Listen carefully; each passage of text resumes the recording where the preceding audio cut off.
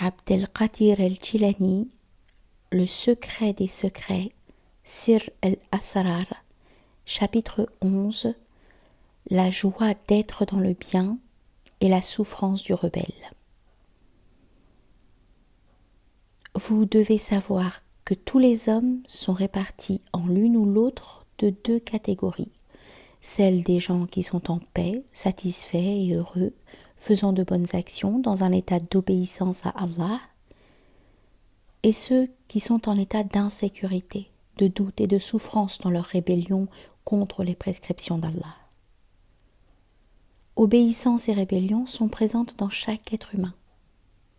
Si la pureté, la sincérité et le bien sont dominants chez quelqu'un, les caractéristiques égoïstes sont transformées en état spirituel, et le côté rebelle est dominé par le bon côté. Par ailleurs, celui qui suit les désirs inférieurs de sa chair et de son ego, son aspect rebelle domine ce qui est en lui, est désintéressé et obéissant. Et il devient rebelle. Si ces deux caractéristiques contraires sont en équilibre, l'espoir est que le bon puisse dominer, comme la promesse en est faite. Quiconque viendra avec le bien aura 10 fois autant. Sourate 6, les bestiaux, verset 160. Et si Allah le veut bien, il peut même encore accroître ses faveurs. Pourtant, cette personne chez qui bien et mal s'équilibrent aura encore à traverser cette épreuve terrible du jour du jugement dernier, alors que pour celui qui aura été capable de transformer son égoïsme en altruisme, les bas désirs de sa chair en aspiration spirituelle, il n'y aura aucune épreuve, il n'y aura pas de compte à rendre. Il entrera au paradis sans passer par les terreurs du dernier jour. Quant à celui dont la balance sera lourde, il sera dans une vie agréable. Sourate 101, le fracas, versets 6 et 7.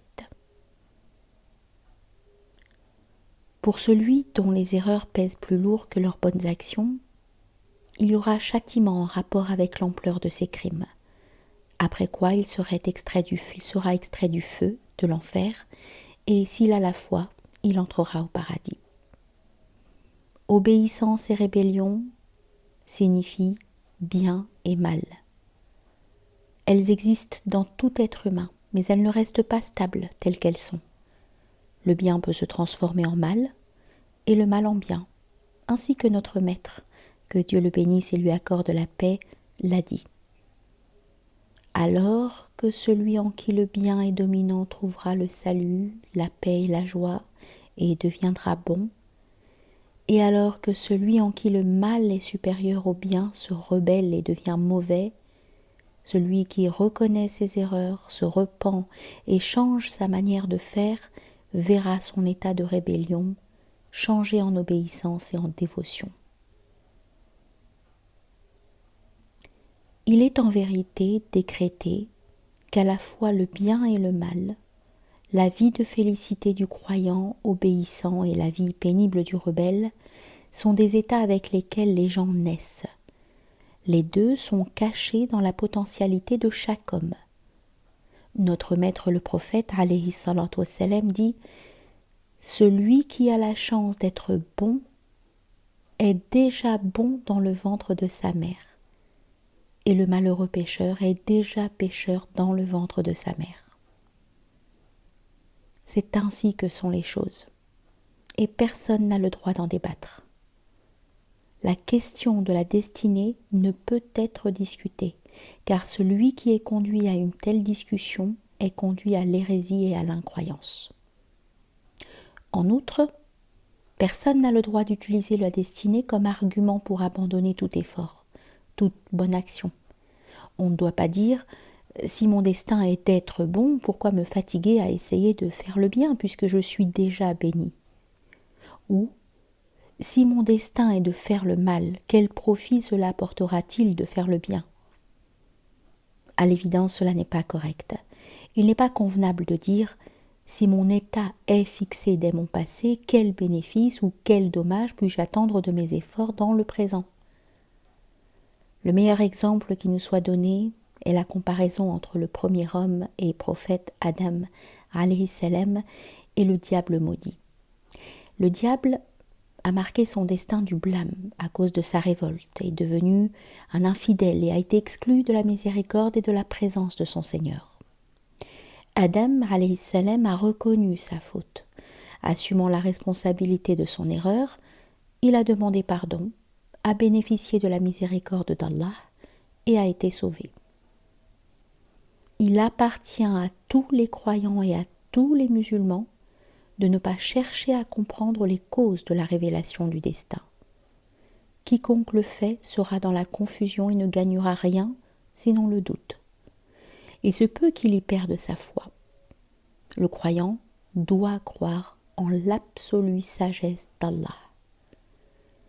Il est certain que chaque chose que l'homme voit survenir, en lui-même et dans ce monde, a une cause. Mais cette cause n'a pas été comprise par la logique humaine, car elle est fondée sur la sagesse divine. Dans la vie de ce monde, quand vous croisez le blasphème, l'hypocrisie, la duplicité et toutes les autres choses qui paraissent être mauvaises, ne laissez pas ces choses ébranler votre foi. Sachez qu'Allah le Très-Haut, dans son absolue sagesse, est responsable de toute chose et de chaque chose. Et il fait ce qui semble négatif de façon à exprimer son infinie puissance.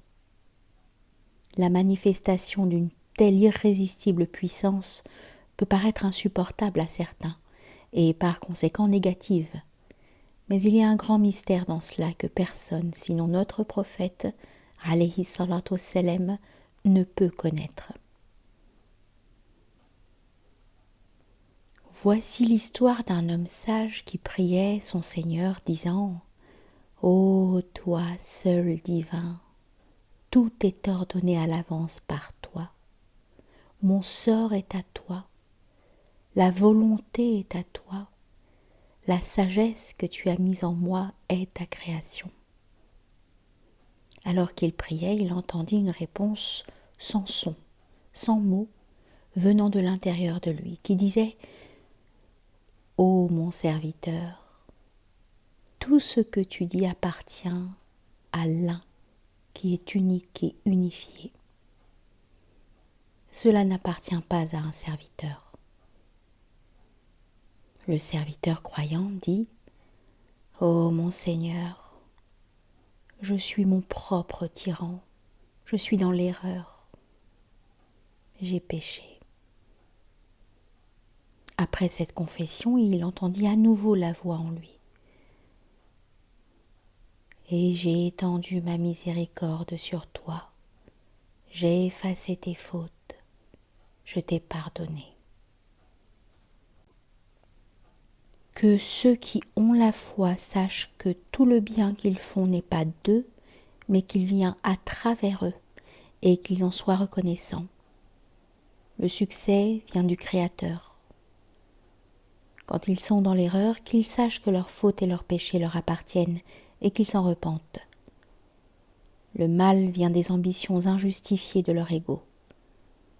Si vous comprenez cela et vous y conformez, vous faites partie de ceux dont Allah parle, comme de ceux qui, s'ils ont commis quelque turpitude ou causé quelque préjudice à leurs propres âmes, en désobéissant à Allah, se souviennent d'Allah et demandent pardon pour leurs péchés. Et qui est-ce qui pardonne les péchés sinon Allah, et qui ne persistent pas sciemment dans le mal qu'ils ont fait? Ceux-là ont pour récompense le pardon de leur Seigneur, ainsi que les jardins sous lesquels coulent les ruisseaux, pour y demeurer éternellement. Comme est beau le salaire de ceux qui font le bien. Sourate 3, la famille d'Imran, versets 135 et 136. Il vaut mieux pour le croyant accepter le fait d'être lui-même la source de toutes ses propres fautes. C'est ce qui le sauvera.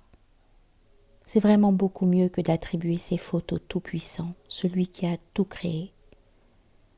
Quand notre Maître dit « On sait déjà quand quelqu'un est dans le ventre de sa mère s'il sera pécheur ou juste », Il fait référence par ventre de sa mère aux 4 éléments qui donnent naissance à toutes les forces et aptitudes matérielles.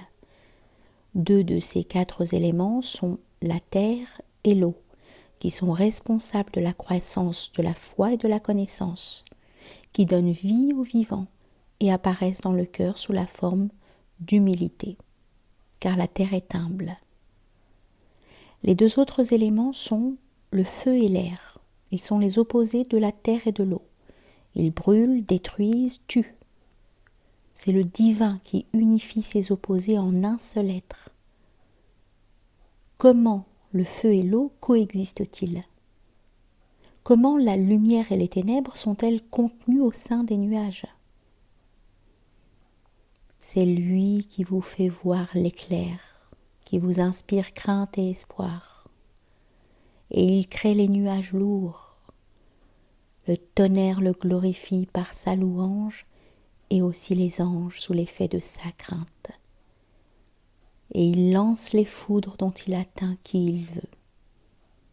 Sourate 13, le tonnerre, versets 12 et 13.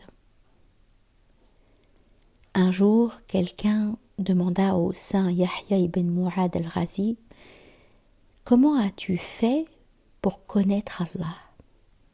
Il répondit « Par l'union des opposés. » Les opposés se rattachent à la compréhension des attributs d'Allah. Ils en sont en fait un préalable. Face à la vérité divine, l'homme devient le miroir dans lequel la vérité se reflète, mais aussi dans lequel les attributs de puissance se reflètent. L'homme contient l'univers entier dans son être. C'est pourquoi on l'appelle l'unificateur de la multiplicité, le macrocosme. Allah l'a créé de ses 2 mains, sa main de grâce et sa main de toute contrainte, broyant puissance et colère. Il est par conséquent un miroir qui montre les 2 côtés, à la fois ce qui est grossier et épais et ce qui est subtil et raffiné. Alors que tous les noms divins sont manifestations dans l'homme, toutes les autres créations ne sont qu'à un seul aspect.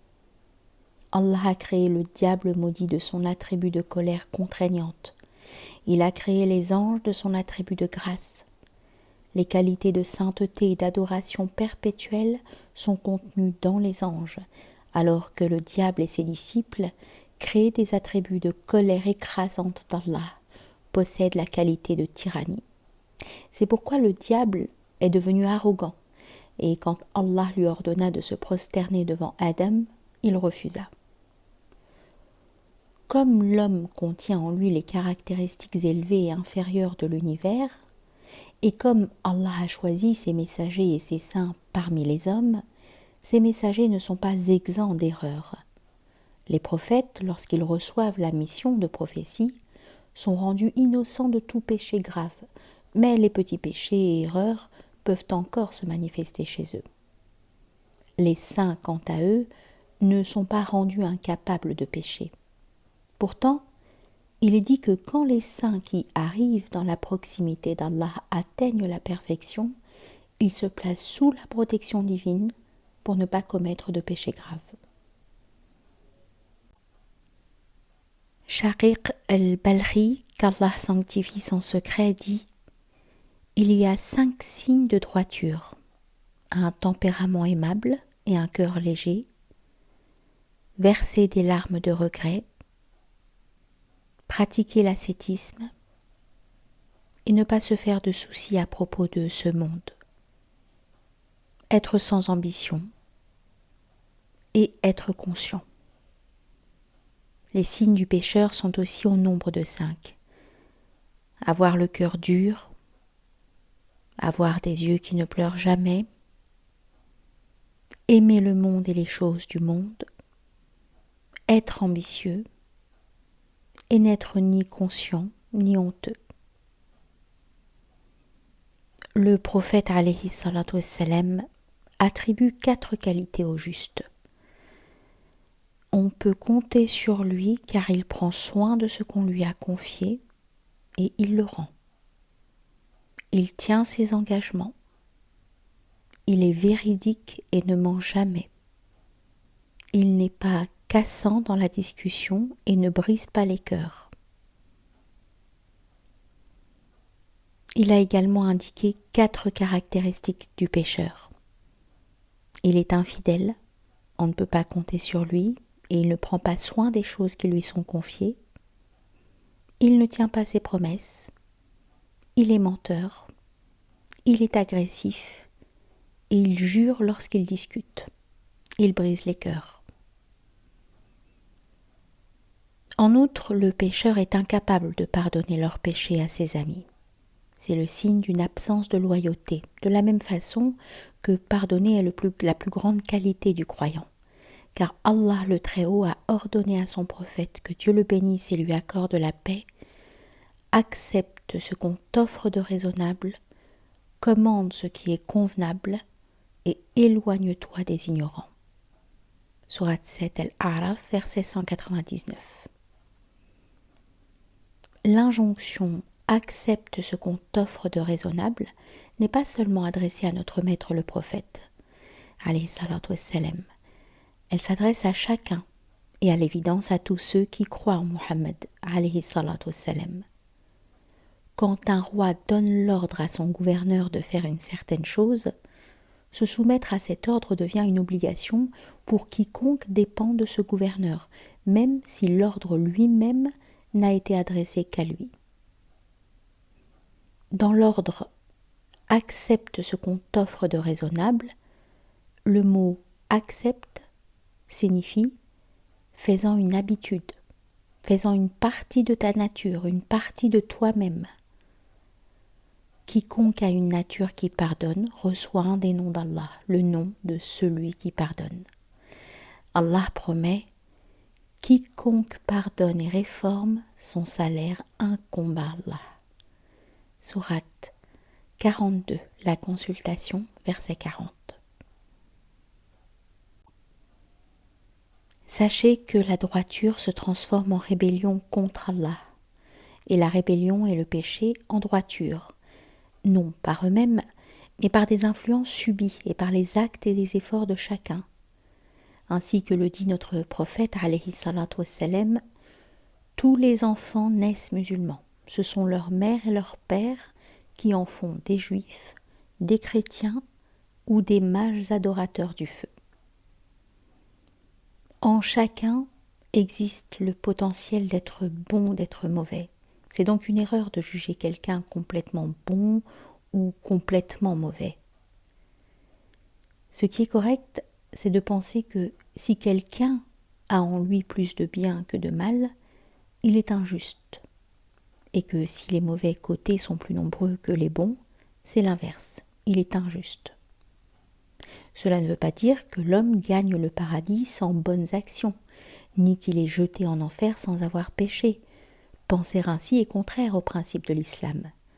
Allah a promis le paradis à ses serviteurs croyants qui font de bonnes actions, et il a mis en garde les pécheurs rebelles et incroyants qui se positionnent comme associés à lui contre le châtiment de la fournaise. Il a dit « Quiconque fait le bien, le fait pour lui-même, et quiconque agit mal, agit contre lui-même. Puis vous serez ramenés vers votre Seigneur. » Sourate 45, l'agenouillé, verset 15. Il a dit aussi, Azza wa Jal, ce jour-là, chaque âme sera rétribuée selon ce qu'elle aura acquis. Ce jour-là, pas d'injustice, car Allah est prompt dans ses comptes. Sourate 40, le pardonneur, verset 17. Et aussi, et qu'en vérité, l'homme n'obtient que le fruit de ses efforts. Sourate 53, l'étoile, verset 39. Et tout ce que vous avancez de bien pour vous-même, vous le retrouverez auprès d'Allah. Sourate 2, la vache, verset 110.